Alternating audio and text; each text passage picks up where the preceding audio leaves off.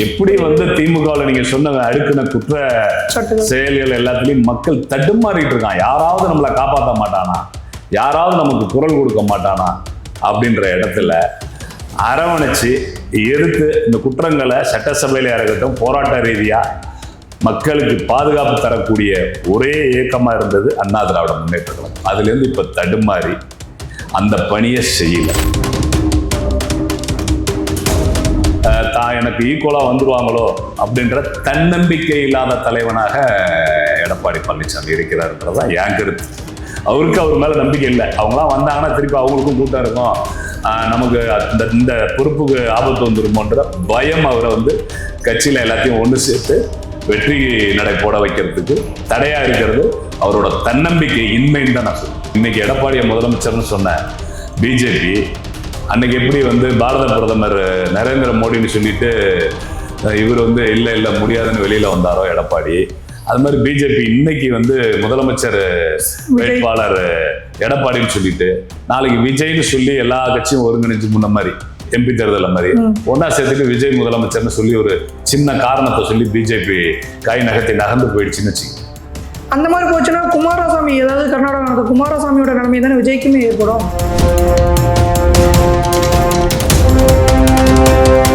ஒருவேளை ஓபிஎஸ் அவர்கள் வந்து டிடிவியோட ஒன்றிணைஞ்சு அவர் கூட கை கோர்த்து இன்னும் எடப்பாடி எதிர்க்கிறதுல இன்னும் கொஞ்சம் வலுவாகலாமே. நீங்க அந்த அதிமுகவை அழிக்கிறது வந்து டிடிவிக்கும் ஓபிஎஸ்க்கும் சசிகலாமாவுக்கும் விருப்பம். பலமான கூட்டணி அமைஞ்சிருந்துச்சு.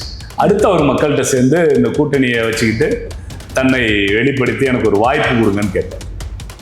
ஆனா உங்களுக்கு இன்னும் கூட்டணியே பலமா அமையல, கூட்டணியில ஒத்துமை இல்லை, கூட்டணியே அமையல, இன்னும் கூட்டணி அமைக்க வேண்டியிருக்கு.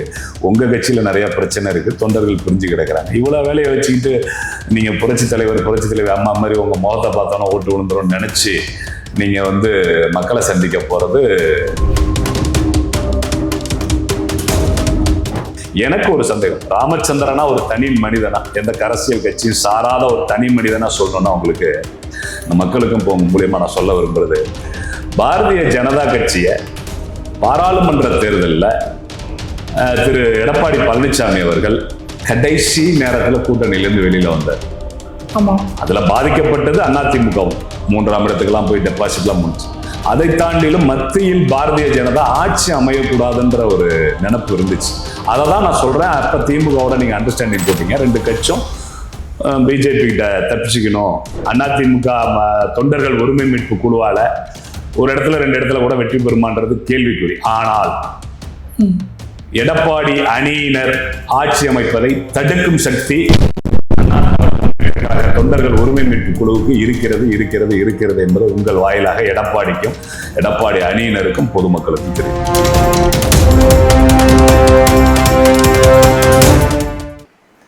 ரெண்டாவது கொஞ்சம் வீக்கா இருக்கு. எப்பயாவது ஒரு தடவை குரல் கொடுக்குது அதிமுக, அது வீக்கா இருக்கு. ஒருத்தன் அருவாளோட துரத்துறவன்ட்ட பாதுகாப்பு கொடுக்கறவன் ஒரு பலசாலியா இருந்தா அந்த ஓடுறவன் அவன்கிட்ட அடைக்கலம் ஆகும். நீங்க பலமிழந்து இருக்கிறதுனால நீங்க சைட்ல நின்னா கூட உங்க பக்கம் வரமாட்டேங்கிறான் அந்த ஓடுறேன். மக்கள் உங்களை திரும்பி பார்க்க மாட்டேங்க. அதிமுக வலுவிழந்ததாக மக்கள் நம்புகிறார்கள், அது உண்மை. அதிமுக ஒருங்கிணைந்த அதிமுக தான் உங்களுக்கு கூட்டணியே வரும், இல்லைன்னா கூட்டணியே வராது, கூட்டணியே யோசிக்கும். கண்டிப்பா இதெல்லாம் தெரியாம எடப்பாடியார் நடந்துக்கிறார். நீங்க கேட்ட கேள்விதான், கட்டாயம் ஒன்றிணைத்து வலுவாக்கணும், மக்கள் நம்பிக்கையை பெறணும், அதை தவறுகிறார் திரு எடப்பாடி. ஒருவேளை ஓபிஎஸ் அவர்கள் வந்து டிடிவியோட ஒன்றிணைஞ்சு அவர் கூட கை கோர்த்து இன்னும் எடப்பாடி எதிர்க்கிறதுல இன்னும் கொஞ்சம் வலுவாகலாமே. நீங்க அந்த அதிமுகவை அழிக்கிறது வந்து டிடிவிக்கும் ஓபிஎஸ்க்கும் சசிகலாமாவுக்கும் விருப்பம் இல்லை. ஒருங்கிணைந்த அதிமுகன்றது தான் விருப்பம். அதுல சசிகலாமா ஓபிஎஸ் தெளிவா இருக்கிறாங்க. டிடிவி சார் கொஞ்சம் தனி கட்சி ஆரம்பிச்சதுல எனக்கு ஒரு டவுட் இருக்கு, தனி கட்சியாவே போகணும்னு நினைக்கிறாரான்னு. ஆனா ஒருங்கிணைஞ்சு இந்த 3 பேரும் ஒன்று சேர்ந்தாங்கனாக்க கட்சிக்கு வந்து ஆட்சிக்கு வர்றது பெரிய கனவா போகும். திருச்சிக்கு அந்தாண்ட தென் மாவட்டங்கள்ல 3 பேர் சேர்ந்து வேட்பாளர் போட்டு வேட்பாளர்களை சப்போர்ட் பண்ணி பிரச்சாரம் பண்ணி தேர்தலை கண்டெஸ்ட் பண்ணாங்கன்னா அதிமுகவோட நிலை என்ன? உதாரணத்துக்கு குன்னத்துல எனக்கு உடல்நிலை சரியில்லை, நான் வந்து தேர்தலில் நிற்கிற அளவுக்கு எனக்கு நான் சிறுநீரக மாற்று அறுவை சிகிச்சை பண்ணியிருக்கேன், அதனால நான் உடல்நிலை சரியில்லைன்றதால தேர்தலை நான் குறி வைக்கவே இல்லை.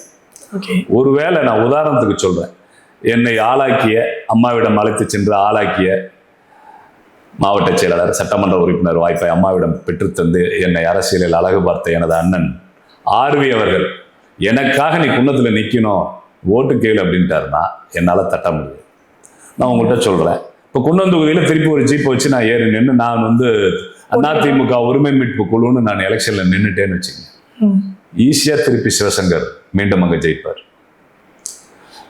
ஒருவேளை கட்சி ஒருங்கிணைஞ்சு நானும் எடப்பாடி நிறுத்துகின்ற அல்லது ஒருங்கிணைந்த அதிமுக நிறுத்துகின்ற வேட்பாளருக்கு இணைந்து ஒரு அணியாக வேலை செய்தால் கட்டாயமாக இந்த முறை குன்னத்தை தோற்கும். இப்படித்தான் 234 தொகுதியில் கட்டாயமாங்க அதிமுக தொண்டர்கள் உரிமை மீட்பு குழுவால ஒரு இடத்துல 2 இடத்துல கூட வெற்றி பெறுமான்றது கேள்விக்குறி. ஆனால் எடப்பாடி அணியினர் ஆட்சி அமைப்பதை தடுக்கும் சக்தி அண்ணா திராவிட முன்னேற்ற கழக தொண்டர்கள் உரிமை மீட்பு குழுவுக்கு இருக்கிறது என்பதை உங்கள் வாயிலாக எடப்பாடிக்கும் எடப்பாடி அணியினருக்கும் பொதுமக்களுக்கும் தெரிவித்து நீ இந்த அளவுக்கு பகிரங்கமா சொல்றீங்க சார். ஆனா இதை வந்து அதிமுகவோ, அதாவது அதிமுக மீன்ஸ் எடப்பாடி பழனிசாமி அந்த தரப்பினர்களோ, இல்ல பாஜகவோ, இல்ல என்டிஏ கூட்டணியில இருக்கவங்களோ முக்குளத்தூர் ஓட்டு ஓபிஎஸ் இல்ல, மிகப்பெரிய அளவுல ஒரு பலம் இல்லை அப்படிங்கிறத சொல்லாம இதை வந்து அவரை தவிக்கிறதுக்கு எதுவும் ஏற்பாடு, மறைமுகமா தவிக்கிறதுக்கு எதுவும் இந்த மாதிரி செயல்கள் எதுவும் பண்றாங்களா எப்படி சார்? அது இல்ல, அப்படிலாம் இல்லை. அவங்களுக்கு வந்து பிஜேபிக்கு வேற வழி இல்லை. தமிழ்நாட்டில் யாருக்கு கூடயாவது வந்துதான் அவங்க வந்து கட்சியை வந்து ஒரு எம்எல்ஏ சீட், எம்பி சீட்லாம் வாங்கி கொடுத்தாதான் தொண்டர்கள் நம்பிக்கையோட அந்த பிஜேபி. இதுதான் வந்து காங்கிரஸுக்கும் பிஜேபிக்கும், தேசிய கட்சிக்கு 2 கட்சிக்குமே இதுதான் நிலை. ஏன் கம்யூனிஸ்ட் எல்லாத்துக்குமே இதுதான் நிலை. ஏதேனும் ஒரு மாநில கட்சிகளோட, தமிழ்நாட்டை பொறுத்த வரைக்கும் மாநில கட்சினா 2 தான் பெருசா இருக்கு, அதிமுக திமுக. இவங்களோட கூட்டணி சேர்ந்தாதான் ஏதாவது ஒவ்வொரு எலெக்ஷனுக்கும் ஒரு 2 எம்பி ஒரு 4 எம்எல்ஏ கிடைச்சாதான் அந்த கட்சியில் இருக்கக்கூடியவர்கள் அந்த கட்சியில் தொடர்ந்து பயணிப்பார்கள். இல்லைன்னா அதிமுக திமுகவில் போய் சேர்ந்துருவாங்க. ஆகையால் அவங்கெல்லாம் வந்து இந்த கட்சியை தேடுறாங்க. ஆனா எனக்கு தெரிந்து இந்த முறை 26ல் நான் உங்கள்கிட்டயே ஒரு கேள்வியா வச்சிடுறேன். 26 இப்ப கூட்டணி அமைச்சிட்டாங்க அதிமுக கூட்டணின்னு சொல்லி. எனக்கு தெரிஞ்ச இன்னும் வந்து அதிமுகவோடு யார் யார் கூட்டணின்னு பகிரங்கமா அறிவிக்கல. என்டிஏ கூட்டணின்ற பேர்ல பிஜேபி அதிமுக இணைந்ததுன்னு இருக்கு. ஆனா இன்னும் இவருக்கு கடந்த சுற்றுப்பயணத்துல பிஜேபி தலைவர்களோ பிஜேபி தொண்டர்களோ திரளாக திறந்து வந்து ஆதரவு தெரிவிச்ச மாதிரி நான் பார்க்கல. இவரும் மத்திய அரசை பத்தி புகழ்ந்து ஒரு இடத்துலயுமே பேசுறது இல்லை. இல்ல இப்படி ஐஜேகே மேல ஏறல, ஏசி சண்முகம் எங்கேயுமே இன்னும் மேடையில ஏறல. எனக்கு என்னமோ இந்த கூட்டணியே இல்லை, இன்னும் ஒவ்வா கூட்டணியா, மனம் ஒவ்வாத கூட்டணியா இருக்குன்னு தான் தோணுது. என்டிஏ கூட்டணி நீங்களும் நானும் பேசிட்டு இருக்கும்போது என்டிஏ கூட்டணி ஃபார்ம் ஆயிடுச்சுன்ற நம்பிக்கை எனக்கு இல்லை. எனக்கு ஒரு சந்தேகம், ராமச்சந்திரனா ஒரு தனி மனிதனா, எந்த அரசியல் கட்சியும் சாராத ஒரு தனி மனிதனா சொல்லணும்னா உங்களுக்கு இந்த மக்களுக்கும் மூலியமா நான் சொல்ல விரும்புறது, பாரதிய ஜனதா கட்சியை பாராளுமன்ற தேர்தலில் திரு எடப்பாடி பழனிசாமி அவர்கள் கடைசி நேரத்தில் கூட்டணியிலிருந்து வெளியில வந்தார். அதுல பாதிக்கப்பட்டது அதிமுகவும் 3ஆம் இடத்துக்கெல்லாம் போய் டெபாசிட்லாம் முடிச்சு. அதை தாண்டிலும் மத்தியில் பாரதிய ஜனதா ஆட்சி அமையக்கூடாதுன்ற ஒரு நினைப்பு இருந்துச்சு. அதை தான் நான் சொல்றேன். அப்ப திமுகவோட நீங்க அண்டர்ஸ்டாண்டிங் போட்டீங்க, 2 கட்சியும் பிஜேபி கிட்ட தப்பிச்சுக்கணும். பிஜேபி என்ன பண்ணுதுன்னு உங்களுக்கு தெரியும், ஈடியை வச்சு என்ன பண்ணுன்னு தெரியும். அப்ப மேல ஆட்சிக்கு வந்தாக்க நமக்கு தொந்தரவா இருக்கு, காங்கிரஸ் விட்டா உனக்கு நான் ஃப்ரீ பண்ணி விடுறேன்னு திருட்டு கூட்டணி வச்சு பிஜேபியை கடைசி நேரத்தில் காலை வாரியவர் எடப்பாடி பழனிசாமி. அதே வேளையை பிஜேபி இப்பொழுது செய்து விடுமோ என்ற எண்ணம் தனி ஒரு மக்களாக, ஒரு மனிதனாக எனக்கு என் பார்வைக்கு, அரசியல் பார்வைக்கு தெரிகிறது.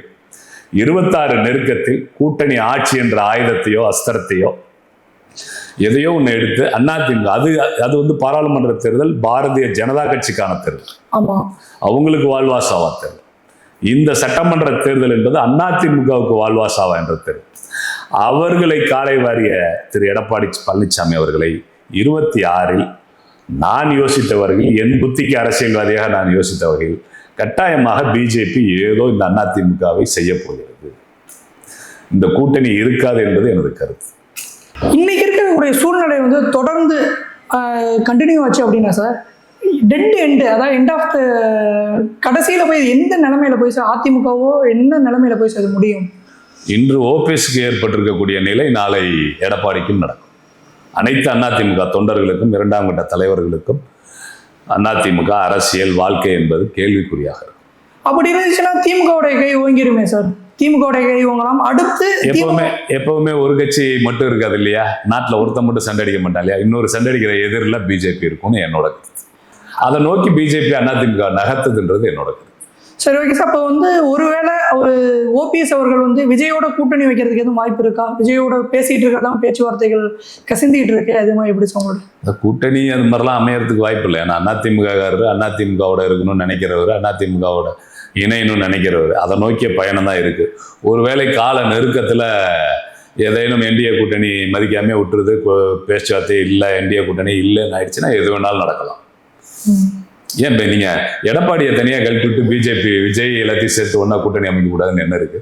கண்டிப்பா எனக்கு என்னமோ அது தோணும், நடக்குதுமோன்னு தோணும். கூட்டணி ஆட்சிக்கு சரி, நீ முதலமைச்சர், இன்னைக்கு எடப்பாடியை முதலமைச்சர்னு சொன்ன பிஜேபி அன்னைக்கு எப்படி வந்து பாரத பிரதமர் நரேந்திர மோடின்னு சொல்லிட்டு இவர் வந்து இல்லை முடியாதுன்னு வெளியில வந்தாரோ எடப்பாடி, அது மாதிரி பிஜேபி இன்னைக்கு வந்து முதலமைச்சர் வேட்பாளர் எடப்பாடின்னு சொல்லிட்டு நாளைக்கு விஜய்னு சொல்லி எல்லா கட்சியும் ஒருங்கிணைஞ்சு முன்ன மாதிரி எம்பி தேர்தல் மாதிரி ஒன்னா சேர்த்துட்டு விஜய் முதலமைச்சர்னு சொல்லி ஒரு சின்ன காரணத்தை சொல்லி பிஜேபி கை நகர்ந்து போயிடுச்சுன்னு வச்சுக்கோங்க. அந்த மாதிரி போச்சுன்னா குமாரசாமி, ஏதாவது கர்நாடகா நடந்த குமாரசாமியோட நிலைமை தானே விஜய்க்குமே ஏற்படும். அது பின்னாடி ஆட்சி வந்தா தானே அதெல்லாம். தேர்தல் என்ன நடக்கும், மக்கள் என்ன முடிவு பண்ணான்னு சொன்ன என் கருத்துங்க. திமுகவுக்கு எல்லாரும் போட்டி போட்டுக்கிட்டு திமுகவுக்கு வழிவிடுறாங்கன்றதான் என் எண்ணம். நீங்க முன்ன நம்ம பேசிக்கிட்டது தான், ஒரு மக்கள் எதிர்ப்பு, ஆளுங்கட்சி மீது எதிர்ப்பு, இந்த எதிர்ப்பை ஒருங்கிணைத்து ஓரணியாக ஒரு சின்னம் ஓட்டு வாங்கினால் ஆளுங்கட்சியை தோக்கடிக்கலாம். இப்ப நீங்க விஜய்னு ஒரு சப்ஜெக்ட் எடுத்தீங்க, இப்ப அதிமுக தான் மாற்றுன்னு எடப்பாடி அதிமுககாரங்க நம்பிட்டு இருக்காங்க. திமுக ஆட்சி கொடுமையில் தாங்க முடியாமல் மக்கள் நமக்கு ஓட்டு போட்டுருவாங்க, நம்ம ஜெயிச்சிட போறோம், அதனால ஓபிஎஸ் தேவையில்லை, யாரும் தேவையில்லைன்னு நினைக்கிறாங்க. நான் கேட்கிறேன், அப்ப விஜய் வாங்குற ஓட்டு யாரு?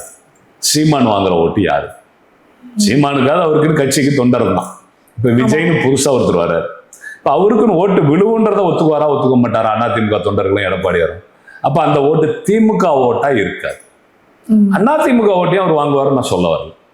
அப்ப டிசைடிங் ஃபேக்ட், ஆளுங்கட்சி மீது எதிர்ப்பு உள்ள அவ்வளோ பேரும் ஓட்டை பிரிச்சு போடுவாங்க. நான் விஜயே வாங்கிடுவார்னு சொல்லல, அதுலதான் அதிமுக மக்கள்கிட்ட நம்பிக்கையை இழந்து இருக்கிறது. செய்வாங்கன்ற செயல்பாட்டில் இல்லை, ஜெயிப்பாங்கன்ற வெற்றியின் மீது மக்களுக்கு நம்பிக்கை இழந்திருக்கு. இந்த கட்சி பிளந்து கிடக்கு. இன்னொரு வாய்ப்பு வந்துச்சுன்னா இப்ப அடுத்து பாமகவை தான் இதுல இணைக்கணும், அதுவும் பிரிவுபட்டு கிடக்கு. நிறைய டிராபேக் இருக்குன்றதை யோசிக்கல எடப்பாடி. தாங்கச்ச ஒருங்கிணைச்சு அடுத்த கூட்டணியை ஃபார்ம் பண்ண வேண்டிய விஷயங்கள் இந்த காலம். இது வந்து இப்போ நீங்களே பார்த்துருப்பீங்க சார், 2021 தேர்தல் அப்போ கடைசி ஒரு 3 வருஷம் முதல்வர் ஸ்டாலின் தன்னோட உடல்நிலையும் வருத்திக்கிட்டு எவ்வளவு தூரம் பிரச்சாரங்கள் மேற்கொண்டாரு, எவ்வளவு தூரம் அதாவது சுற்றுப்பயணம் மேற்கொண்டாரு, எவ்வளவு தூரம் கூட்டணியை வலுப்படுத்தினாரு அப்படிங்கிறது நம்ம எல்லாருக்குமே தெரியும். அந்த ஒரு குரூஷியஸ் டைம் எல்லாருமே ஒரு மிஸ் பண்ணிட்டாரோ அப்படிங்கிற மாதிரி எனக்கு தோணுது தனிப்பட்ட முறையில். உங்களுடைய கருத்து என்ன சார்? கரெக்ட், அவருக்கு கூட்டணி இருந்துச்சு. ஓகே, அவர் கூட்டணி அமைக்க வேண்டிய அவசியம் இல்லை. 21 அவருக்கு பலமான கூட்டணி அமைஞ்சிருந்துச்சு. அடுத்து அவர் மக்கள்கிட்ட சேர்ந்து இந்த கூட்டணியை வச்சுக்கிட்டு தன்னை வெளிப்படுத்தி எனக்கு ஒரு வாய்ப்பு கொடுங்கன்னு கேட்டார். ஆனா உங்களுக்கு இன்னும் கூட்டணியே பலமா அமையல, கூட்டணியில ஒத்துமை இல்லை, கூட்டணியே அமையல, இன்னும் கூட்டணி அமைக்க வேண்டியிருக்கு. உங்க கட்சியில நிறைய பிரச்சனை இருக்கு, தொண்டர்கள் புரிஞ்சு கிடக்குறாங்க. இவ்வளவு வேலையை வச்சுக்கிட்டு நீங்க புரட்சி தலைவர் அம்மா மாதிரி உங்க முகத்தை பார்த்தோன்னா ஓட்டு விழுந்துரும் நினைச்சு நீங்க வந்து மக்களை சந்திக்க போறது தவறான அரசியல்.